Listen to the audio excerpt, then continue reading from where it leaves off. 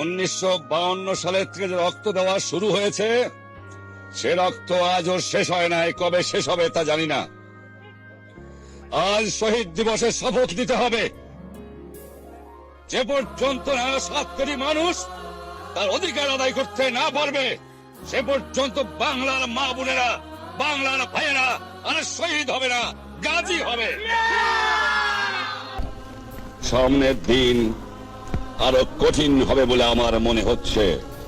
ষড়যন্ত্রকারীরা থামে নাই, তারা কাজ চালিয়ে যাচ্ছে।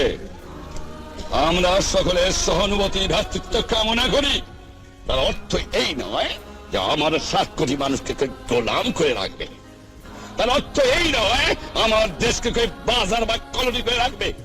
যে রক্ত দিয়ে বাংলার মানুষ একদিন আগরতলা থেকে আমাকে বের করে নিয়ে এসেছিল, আমি ওয়াদা করতে পারি তোমাদের কাছে এই শহীদ দিবসে আল্লাহর নামে আমার রক্ত দিয়ে তোমাদের রক্তে দান আমি নিশ্চয়ই শোধ করতে চেষ্টা করব।